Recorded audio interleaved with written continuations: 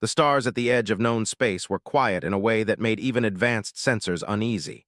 Long-range scanners picked up broken planets, cracked moons, and fields of drifting metal where civilizations had once lived. Every species in the Galactic Council knew this region by a single fearful name. It was called the Trail of the Giantess.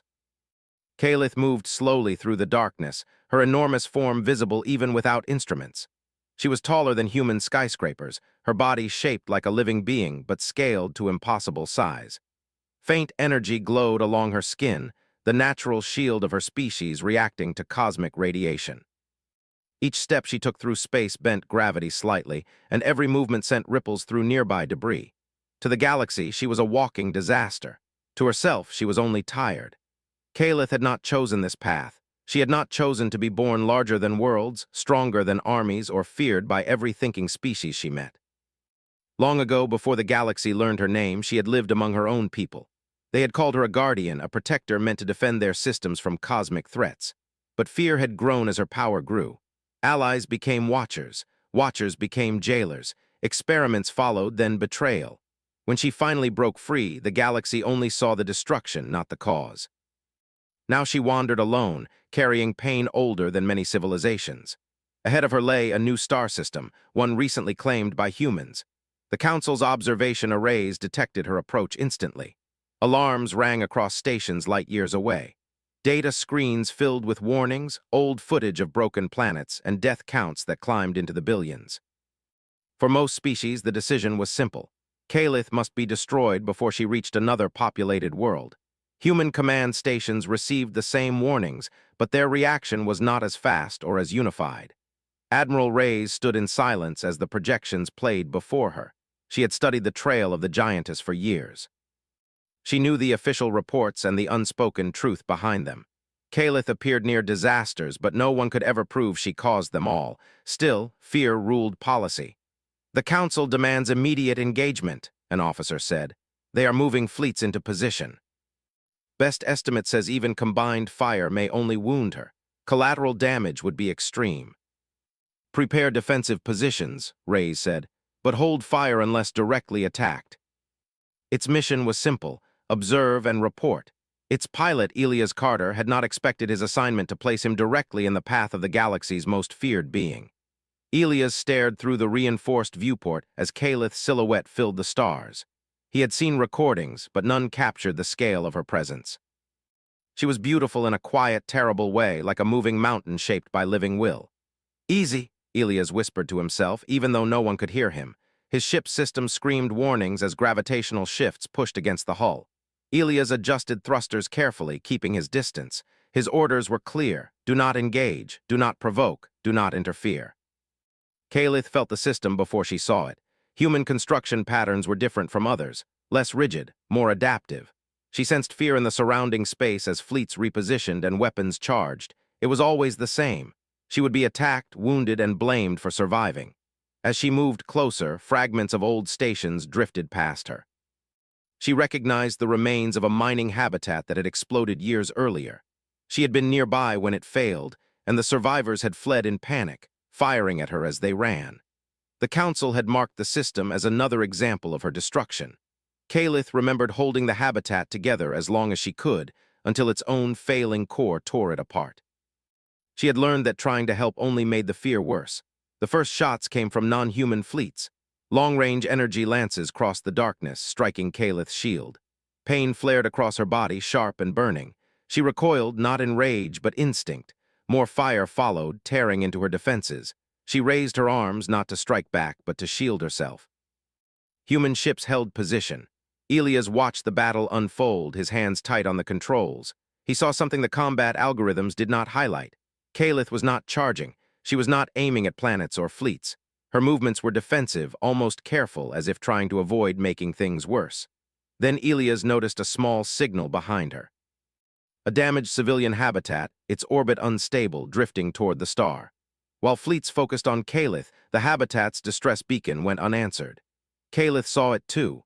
Ignoring the pain tearing through her shields, she reached back, her massive hand closing gently around the failing structure. She adjusted its orbit with careful precision, using just enough force to move it without crushing it. The effort cost her. Several more shots struck her exposed side, burning deep. Elias felt his breath catch. "She's protecting it," he whispered. No command directive covered this situation. Against protocol, Elias adjusted course and moved closer. His ship was a speck compared to Calith, barely noticeable amid the chaos. He opened a basic communication channel, knowing it would likely go unanswered. "This is Elias Carter of the human exploratory vessel Dawn Echo," he said, keeping his voice steady. "I am not hostile." A sound not shaped by aggression or command codes. A single, fragile voice. She turned her head slightly, careful not to disturb the habitat she held. Her senses locked onto the tiny human ship drifting far too close. Confusion rippled through her thoughts. Why was it approaching? More weapons' fire tore through space. Calith shifted her body, placing herself between the Dawn Echo and incoming attacks. Energy slammed into her back, sending waves of pain through her spine. She endured it in silence. Elias saw the massive form move, blocking the fire meant for him. "She's shielding me," he said softly, disbelief clear in his voice. He transmitted again, this time sending medical scan data, emergency repair techniques, anything that might be useful. "I don't know if you understand me," he said, "but you're hurt. I can help. I want to help." The battle slowed as non-human fleets noticed the change. The Giantess was no longer advancing or retreating. She was holding position, protecting both a habitat and a human ship. Council commanders hesitated. This was not in any projection. Calith lowered herself slightly, reducing her energy output. The weapon's fire lessened, then stopped. Silence spread through the system, heavy and uncertain. Elias held his position, heart pounding. He did not know if the next moment would bring peace or annihilation. He only knew one thing. For the first time, the galaxy's greatest fear had paused, not because of force, but because someone had spoken to her without hatred. And somewhere deep within Calith's wounded heart, a long-forgotten idea stirred. That perhaps, in a universe that had only ever feared her, there might still be a place where she could exist without being a monster. The silence in the system was almost heavier than the weapon's fire had been. Calith hovered near the damaged habitat, her enormous frame casting shadows that stretched across the drifting wreckage. The human ship, tiny against her immense form, remained steady, moving slowly closer as Elias tried to keep communication alive. The voice of a single human, calm and patient, reached her for the second time. Unlike the others, this voice did not carry threats or commands. It carried concern. Calith tilted her head, studying the small vessel. Her mind, usually filled with memories of loss, fear, and anger, felt something strange. Curiosity. She sensed no trap in this tiny ship. The human inside made no attempt to dominate or control her, and that alone was enough to make her pause. For centuries, every approach by another species had meant harm. She had learned to strike first to survive, but now she hesitated. Elias adjusted the ship's trajectory, coming closer despite the potential danger. "I don't know if you can understand me," he said into the open channel, "but I want to help. Let me help." He had no weapons, no authority to command. All he had was the knowledge that she was in pain and that no one had ever offered her mercy. Calith had heard the words, but comprehension was a slow process. Her species communicated in patterns, emotions, and vibrations far beyond the human auditory range. Yet she sensed something genuine in this human's intent. She noticed the difference between fear and caution. The human's voice did not tremble with fear. It carried determination without aggression. It was alien in its simplicity and yet somehow comforting. The fleets in orbit around the system had paused, unsure how to respond. Calith's hesitation was unprecedented. Reports filled command centers back on the inner planets. The Giantess is not attacking. She is holding position near a human vessel. Humans argued in council chambers over protocols and safety, but Elias had already made his choice. He ignored orders. He would not leave her to be destroyed. The damaged habitat drifted dangerously close to the system's star. Its orbit was unstable, and any miscalculation could incinerate it within minutes. Calith sensed this danger instinctively, and her movements became slow and precise. With careful strength, she nudged the structure, adjusting its trajectory to avoid catastrophe. Her immense fingers brushed against broken panels, mangled antennas, and shattered living quarters. The effort drained her energy, and the residual pain from the weapon's strikes burned across her back. She had saved countless structures before, but never had anyone witnessed it. She was always feared, never helped. Elias watched in awe as Calith maneuvered the habitat like a delicate toy. He realized that she was not a mindless monster as the galactic records claimed.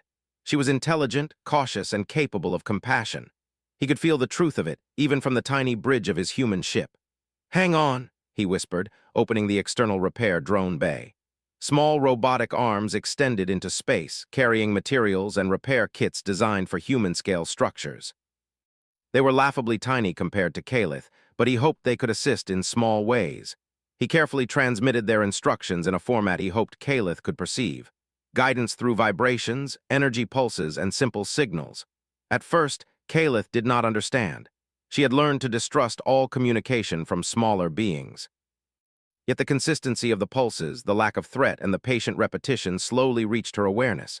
She shifted slightly, moving her hand to allow the tiny tools to touch damaged components. She did not need them, her hands could crush and repair at a molecular level. But she allowed it, curious about this human and his strange methods. Minutes passed, stretching into tense hours. Fleets around the system remained alert but cautious. They expected chaos, but the Giantess did nothing aggressive. She only worked silently to stabilize the habitat. For Calith, time had always been a blur of fleeing, fighting, and surviving. Now it slowed. Every small movement of the human ship and his drone seemed deliberate, thoughtful. There was no panic, no attack, only focus and care. As Calith worked, memories surfaced in her mind, memories she had long tried to bury. She remembered her early years among her people before fear had consumed them. She had once walked through the cities of her homeworld, towering above buildings yet speaking gently to those below. Children had reached out to her, laughing, trusting her strength to protect rather than destroy. Those memories were painful now, reminders of a time when she had not been alone. They fueled a mixture of longing and sorrow that no weapon could have created. Elias noticed a small crack forming in her massive side where energy blasts had weakened her protective shield. He transmitted instructions again, using energy pulses to indicate areas where her body needed relief, and offered simple advice: rest, stabilize, recover. He did not know if she could process it, but he tried anyway. His voice, calm and steady, became a constant in the chaos, a presence that Calith could sense, even if she could not fully understand it. The first sign of connection came slowly. Calith shifted her massive form, allowing the human ship to position itself close to her shoulder. Elias carefully extended the ship's robotic arms, placing small energy stabilizers against the cracks in her shield. The pulses were synchronized with her own energy rhythms. She felt relief, not just from the physical repair, but from the recognition that someone cared about her pain. She paused, holding still as if to understand the sensation. Calith had never paused for kindness before. She had learned to expect fear, hate, and violence. This was different. This was quiet. This was something she had not thought she could feel anymore. For hours, they worked in silence. Calith adjusted the habitat, stabilized its orbit, and allowed the human ship to assist where possible. She began to understand that the small being in front of her did not want to control her, capture her, or weaponize her power.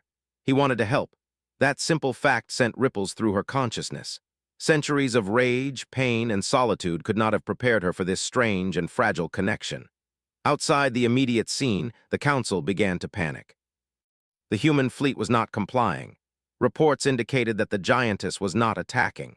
Worse, she appeared to be responding to the human signals in ways no one could predict.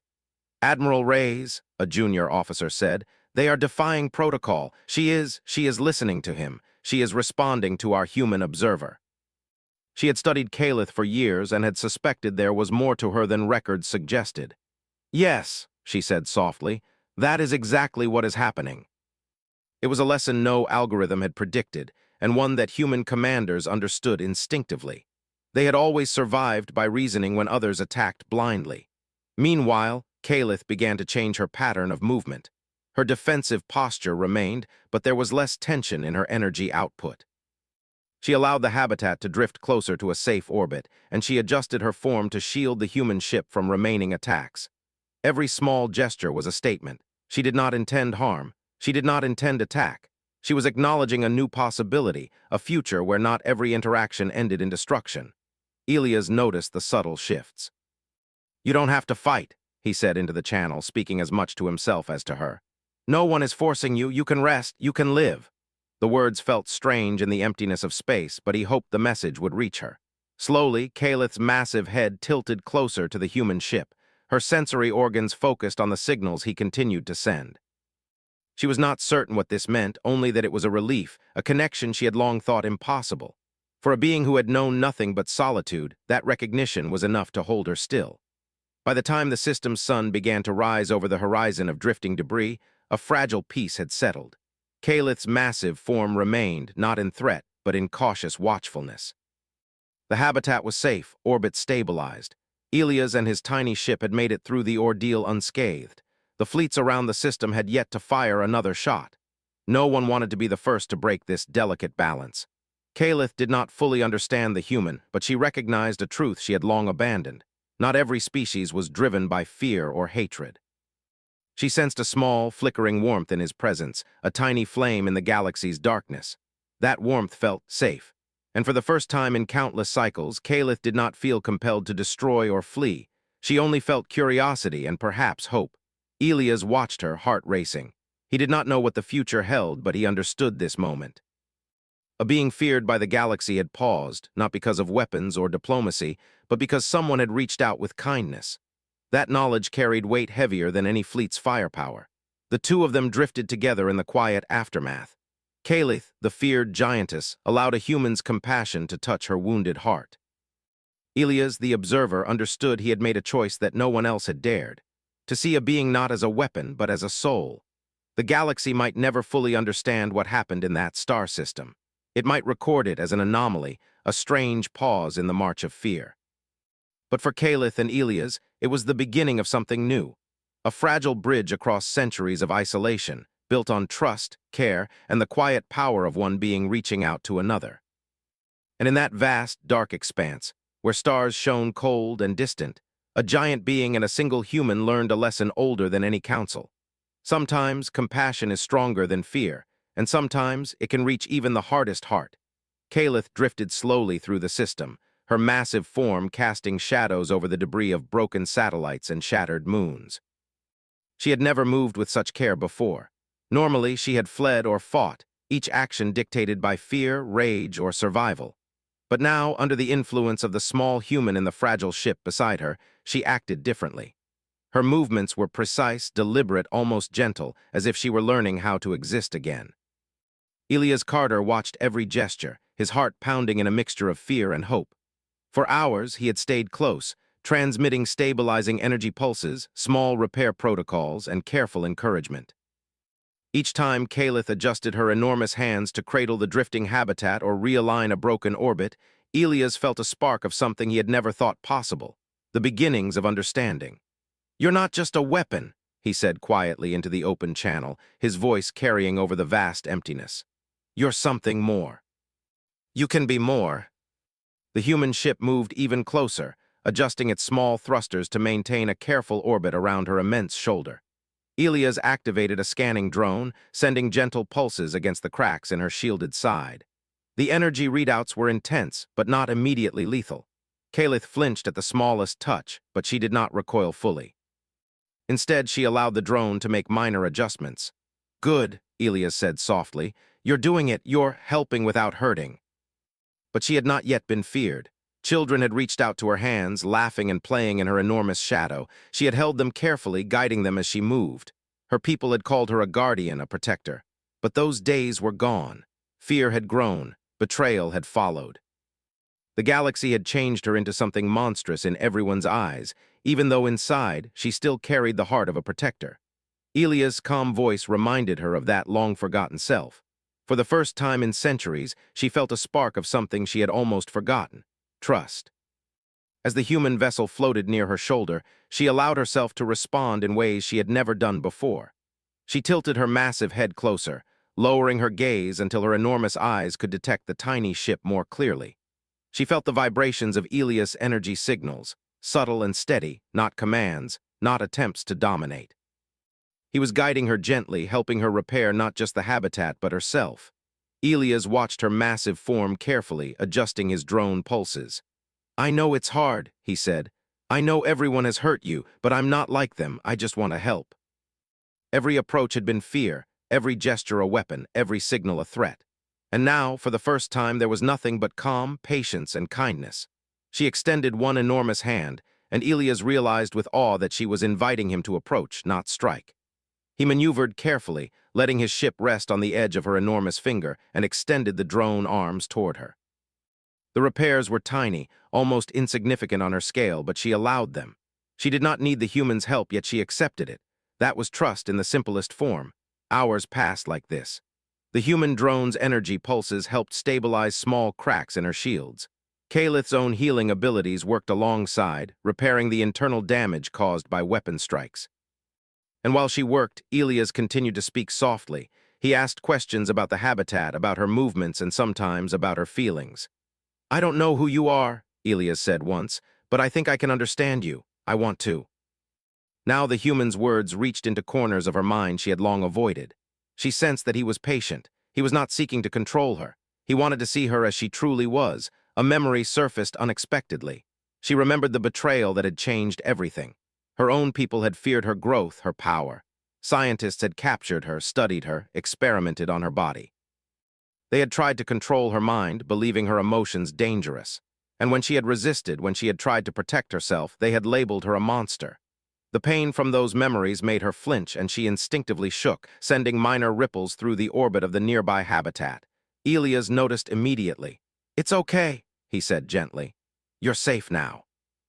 Nothing will hurt you here."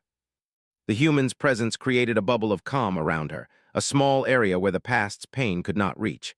The sun of the system began to rise over the horizon of drifting debris. Its light fell across her massive form, glinting off the surface of her shield in soft streaks. Kalith paused, letting herself bask in the quiet warmth.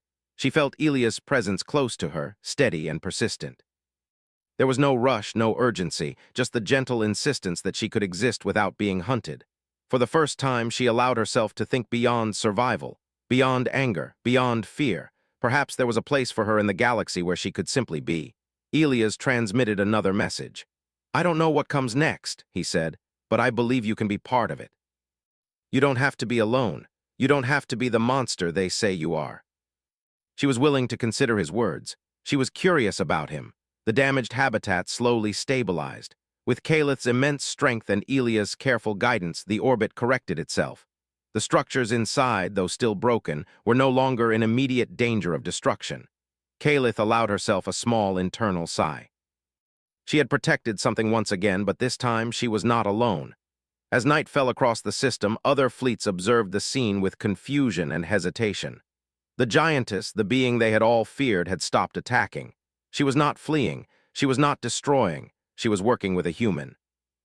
Reports streamed in to the Galactic Council, but analysts could not make sense of the anomaly. It was unprecedented. Kalith, sensing the continued presence of the human nearby, allowed herself a new feeling, trust. It was fragile and uncertain, but it existed. For centuries, she had been hunted and feared. And now, for the first time, she had someone who did not see her as a threat. She did not fully understand what this trust meant, but it made her cautious, careful, and aware in a new way.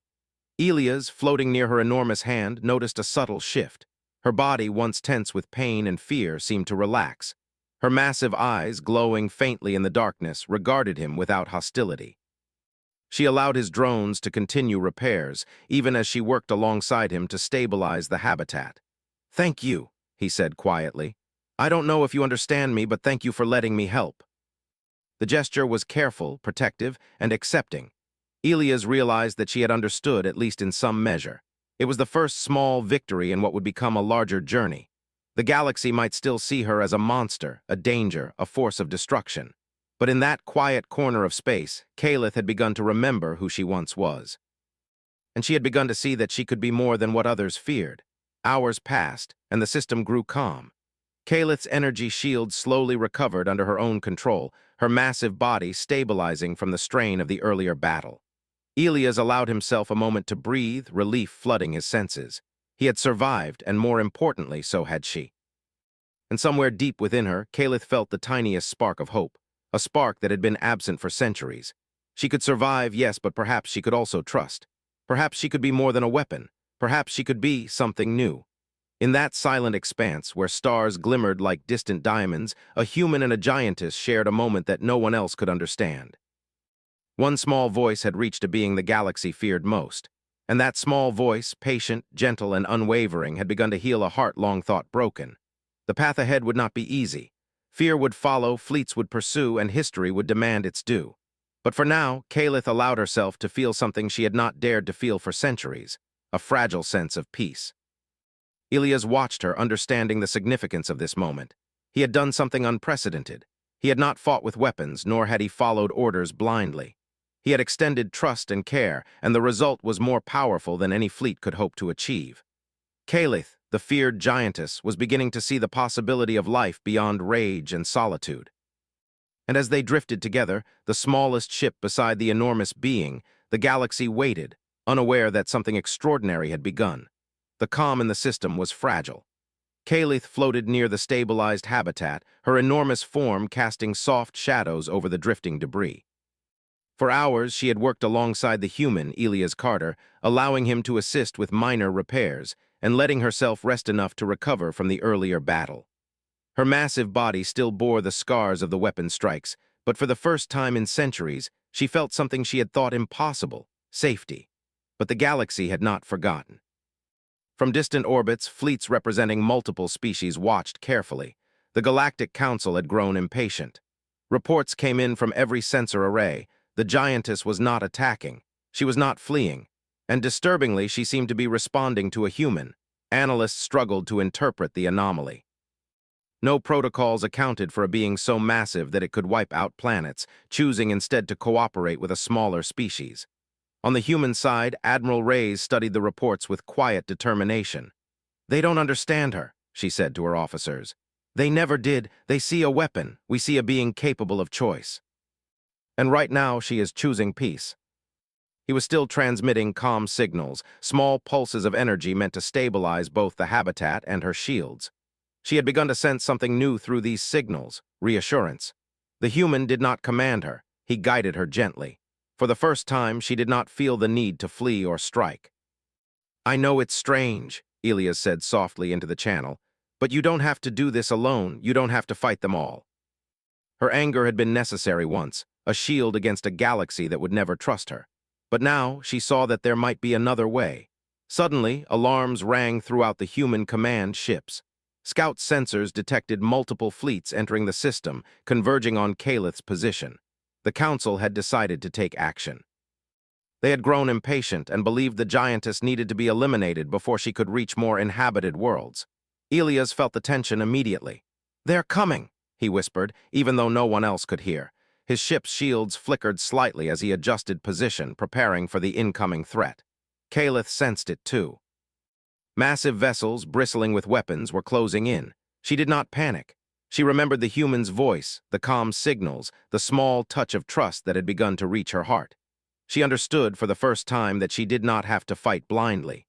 The first of the fleets appeared on the edge of the system, their weapons aimed directly at her. Energy beams flared, cutting through the darkness toward her massive form. Calith raised her shields instinctively, absorbing the impact. Pain flared along her side, but she did not retaliate. She only adjusted her position to protect the habitat and the human ship. Ilias' voice was calm. "Stay with me," he said into the channel. "We'll get through this." They expected Calith to retaliate, to crush the human vessel with a swipe of her hand, to destroy everything near her. But she did nothing aggressive. She only maintained her defensive posture. Her massive eyes, glowing faintly in the darkness, reflected the energy blasts. She was enormous, terrifying, and yet unwilling to attack. The human command ships formed a protective formation around the Dawn Echo. They had been ordered not to fire unless necessary. Their presence alone was a statement. Humanity would not abandon the being they had begun to trust. Calith adjusted her hands, moving slightly to shield the human ships from the nearest shots. The energy impacts rattled through her enormous body, but she bore them without anger. Her focus remained on protecting the fragile life forms near her and stabilizing the orbit of the habitat. Ilias continued to transmit, sending vibrations that signaled calm and reassurance. He guided Calith's movements gently, offering advice without commanding. Slowly, she began to respond, adjusting her massive form in ways that protected both the human vessel and the habitat more efficiently. She was no longer acting purely on instinct or survival. She was cooperating. The fleets grew frustrated. Their weapons had done nothing. The Giantess was not attacking, and the human ships moved with her, protecting the habitat without firing a single shot. Analysts on command stations argued fiercely over what to do next, but every attempt to devise a strategy failed. Kalith's behavior was unpredictable to those who only understood her as a weapon. Elias realized that words alone would not protect her. He had to act, but carefully. Using the Dawn Echo's small energy arrays, he created a localized shield field around the habitat, stabilizing it further. Kalith adjusted her position to complement the shield, creating a joint defense that the fleets could not penetrate. Hours passed in tense silence. Every shot from the fleets was absorbed by Kalith's shields or redirected by Elias' efforts. Neither side wanted to escalate further, uncertain of how to react to this unexpected alliance. Finally, Kalith moved closer to Elias' ship, lowering her massive hand so that it hovered protectively over both him and the habitat. She did not touch the ship directly, but her presence alone created a barrier the fleets could not easily breach. Elias felt a rush of relief. "It's working," he said quietly. "We're doing it together." The human fleets began to maneuver in a more assertive formation, signaling to the other species that any attack would be met with coordinated defense, not aggression. They did not fire, but their presence added weight to the fragile truce forming in the system. Kalith sensed the change. The fleets no longer pressed their attacks as aggressively. They were unsure how to proceed, and hesitation worked in her favor. She allowed herself to breathe even slightly as the immediate danger diminished.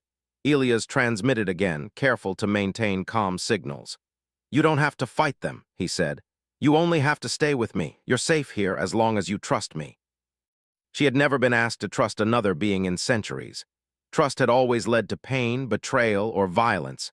And yet, something about the human's persistence, his patience, and his refusal to command made her consider it. She did not fully understand the feeling, but she knew it was powerful. For the first time in her long life, she allowed herself to move not in fear or rage, but in choice. She shifted slightly, adjusting her massive body to better protect the habitat and Elias' ship. The fleets watched, confused, as the being they had feared most acted with restraint and purpose.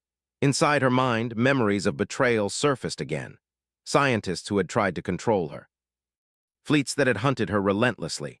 Pain flared as it always did, but alongside the pain was something new, a spark of connection, a sense of understanding that she had not felt in centuries. Elias' presence, small and fragile, had reached her in a way that no weapon or command could. Hours turned into a cycle of careful movements and calm energy pulses. Kalith allowed the humans' drones to make minor repairs. She adjusted the habitat's orbit. She shielded the ships from any stray fire. Every decision was deliberate, not instinctive.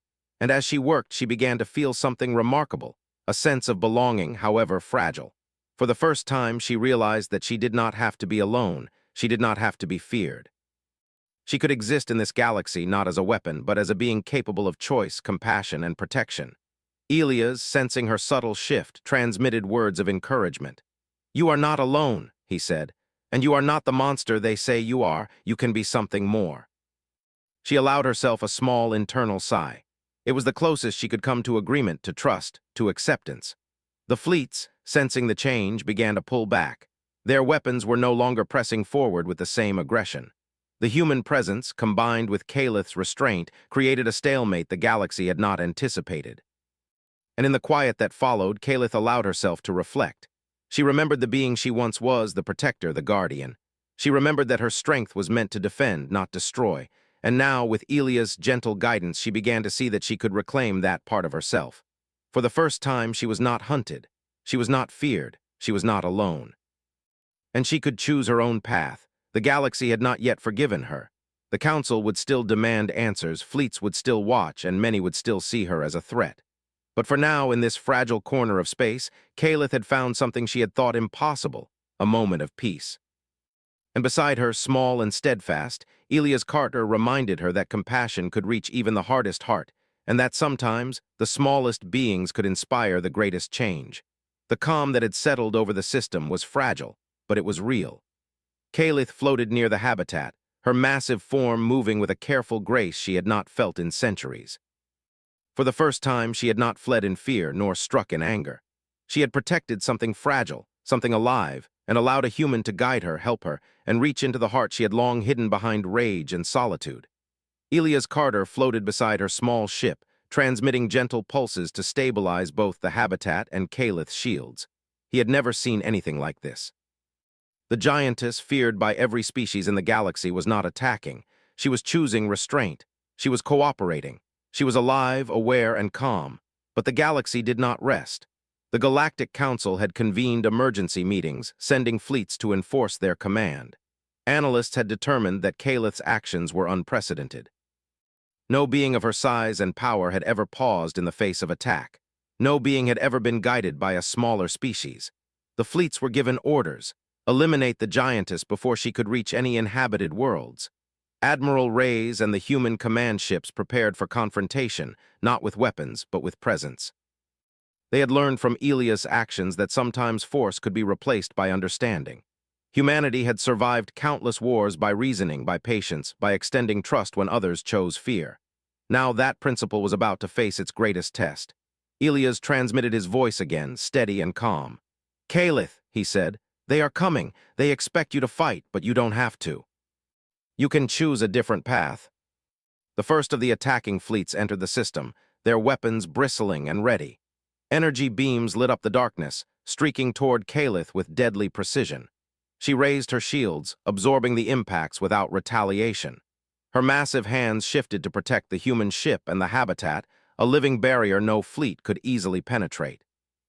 Elia's small vessel maneuvered carefully around her massive form, transmitting steady pulses of reassurance. He guided her movements with calm precision, ensuring that her enormous strength was directed toward protection rather than destruction. Each pulse carried a simple message: trust. I am here. We are together. The fleets hesitated. They expected aggression. They expected destruction. But Calith did neither. She moved with purpose but without malice. She protected, not attacked. She stabilized, not destroyed. And the human ships acting in coordination reinforced that message: any attack would be futile. Hours passed in tense silence. Energy beams struck her shields, rattling her massive body, but she held firm. Elias transmitted again, speaking softly, guiding her, encouraging her. "You are not alone," he said. "You do not have to fight them. You can choose peace." Hope that there could be a place for her where she was not a weapon, but a guardian. Hope that humanity, the small species she had come to trust, could help her find that place. The fleets advanced, but hesitation had taken root. They had expected a monster and found a being who was willing to cooperate, to protect, to exist without harming. Analysts were baffled. No simulation had ever predicted this outcome. The human vessels moved strategically, forming protective barriers around the habitat and Calith herself without firing a single shot. Calith sensed the hesitation in their ranks. They feared her, yes, but they also sensed something new. She was not the mindless destroyer they had believed. She was intelligent, aware, capable of choice. She had begun to reclaim the part of herself that had been lost to centuries of fear and betrayal. Elias floated near her massive shoulder, watching her movements carefully. "You're doing it," he said softly. "You're showing them who you really are, not a monster, not a weapon, something more." She had not been praised or thanked in centuries. Most beings had fled in terror or attacked without hesitation. And now a human spoke to her as a peer, as a friend, as someone who believed in her. The feeling was overwhelming, yet grounding. She could not ignore it. The fleets launched a coordinated strike, hoping to overwhelm her shields. Energy beams collided with her defenses, lighting up the void with flashes of power. Calith absorbed the impact, adjusting her massive form to protect both the habitat and the human vessel. She did not retaliate, she only held. Elias transmitted more pulses, carefully guiding her movements. "Stay with me," he said. "You don't have to fight them. You only need to protect what matters." Inside her mind, Calith reflected on the centuries of pain she had endured, betrayal by her own kind. Hunts across star systems, experiments that had tried to strip away her will. And now, finally, she realized something profound. She was not alone. She could survive, she could exist, and she could choose. Elias transmitted another message. "You're safe now," he said. "For the first time, you can be yourself. No one will hurt you here." The human ship rested on her enormous palm, a small testament to cooperation and trust. Calith felt the weight of centuries lift slightly from her mind. She was still massive. She was still powerful. But for the first time, she was not a weapon. She was a guardian. She was herself. The human command ships maintained their protective formation as the fleets withdrew completely. Humanity had made its stand, not with weapons, but with trust, patience, and courage. They had shown the galaxy that strength was not always measured in firepower, but in the willingness to see another being as more than a threat. Calith drifted closer to Elias' ship, allowing him to transmit data directly to her energy field. She absorbed the information slowly, learning about the system, the habitat, and the surrounding fleets. She felt a connection growing, not just to the human, but to the idea of cooperation itself. For the first time, she allowed herself to imagine a future beyond isolation. She could travel the stars, yes, but she no longer had to run from fear or anger. She could protect worlds, assist civilizations, and perhaps one day find a place where she could belong. Elias watched her carefully, aware of the monumental moment unfolding. "You've done more than survive," he said softly. "You've changed the galaxy's view of yourself. You've shown them what humanity sees in you, a being capable of choice, care, and protection." She allowed Elia's ship to rest on her hand again, a gesture of protection and connection. The human transmitted a series of calm pulses, reinforcing their bond, signaling that she was safe, understood, and respected. Across the galaxy, fleets began to report the event. Analysts struggled to interpret what had happened. A being of unimaginable size and strength, feared by all, had been guided by a single human into choosing protection over destruction. It was unprecedented. It was extraordinary. And it was a clear message. Humanity could inspire even the most feared beings to see a path beyond violence. Kalith drifted quietly, reflecting on what had changed. She had learned that strength was not always used to dominate. She had learned that trust, patience, and kindness could reach hearts thought unreachable. And she had learned that she could exist in a galaxy that had feared her without being alone. Elias transmitted one final message for the night. "You are not a monster. You are a guardian. And you are not alone." The human ship hovered in her palm. The fleets had withdrawn. For the first time in centuries, Kalith's massive form moved without fear or rage. She had survived, she had trusted, and she had begun to heal. In that quiet corner of the galaxy, the story of Kalith spread slowly but surely. She was no longer a symbol of fear. She was a symbol of what could happen when compassion met strength.